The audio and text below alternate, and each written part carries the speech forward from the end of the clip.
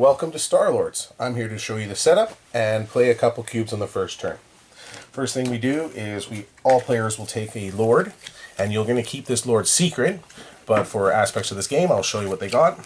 The colors on these cards will be the best suited dashboard color for your Lord. So he's going to choose green, he'll choose red. You'll put your cards down here, secret, don't show any players. These will be your final scoring points. So my Lord's main goal is to get 2 points per culture. So at the end of the game, I'm going to want to have my culture raised to the max. Next thing we'll do is bring in the main board, playing 2 planets around the main board per player. So that's 2 planets per player. And then you'll play out 2 missions that people can choose from. And that's the main game board. The first player will draw 4 cubes to start the game. And then they will choose from one of the ones, it'll take the most colors, will be the one that you choose from, and if it's a tie, the player will choose. So I'm going to choose white. I have the white species. And then you'll adjust your research levels depending on what your species is. So +1 population, +1 culture, +1 military, nothing to science. Next player will draw their 4 cubes. If you draw more cubes, that is okay. You will throw them back in and redraw the 4 that you're supposed to have. So they got 1 of each type, so they can choose any color species. They're just going to choose a white species. So they'll have a culture of +2 and a population of +1. Then we play serpentine order, so the last player would then draw another 4. They've got 3 oranges, so they would get an orange society card, and they would add those bonuses on. And so they would get another +1 to culture. That's it. And then back to me, the first player. I'll draw my 4 cubes. If you draw less than, that is okay. You can go back in to grab the other one you need. I got 2 oranges, so I get 2 orange for the society deck. And I'll get +2 to science and +1 to population with that. And that would be your starting setup with your cubes in your supply ready to start your first turn. You won't need the society and species decks anymore, so you can put them to the side. On the first turn, you can choose to play 1 cube, or any turn you can play 1 cube at a time. But if you want to play multiples, such as an attached mission, for like you need 4 at a time, you can do that, or research. I'm going to play 3 research for population. Over here, he likes what I'm doing, but he wants to go 4, because he really needs his population.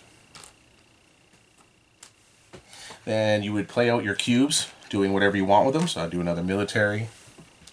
Over here, he wants to go for culture. I'm going to save these cubes so they will go into my storage spot. And if you notice that there is actual colored options you can do on your dashboard, such as build a ship, take a mission, take cubes. These are other options you can do on the turn as well. So he could take a mission card. Taking a mission card would be from one of these 2, and you'd add it to the mission area on your dashboard, drawing a new mission. And then I'm out of cubes, so he would play again, and so he'll save this. Now that we're both out of cubes, we would proceed to the researched phase, starting with the first player. You would draw the number of cubes from the bag equal to how many you got, and you'd want to get a white, obviously for this one, or orange for these. You can also choose to just take 3 off and go up 1 instead of drawing.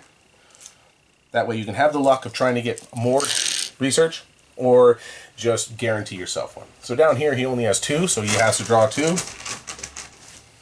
He didn't draw a black, so he failed on that one. This one over here, he's going to take 3 for an automatic 1.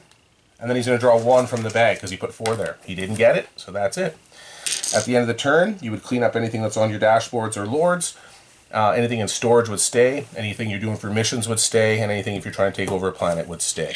You would put the bag in, past the 1 player. You would draw 4 cubes every turn, plus your population bonus. And each of these research areas have different bonuses. They're written here what they do. And also for the end of the game, when you have scored enough points, so everyone will actually have a marker on the game board showing them where they are in points. So you will complete planets and missions to get points. And when you get to 15, the game ends. And then you would score your Lord's points, and you would score any endgame scores, such as 1 point per population. Or this one says 1 point per science.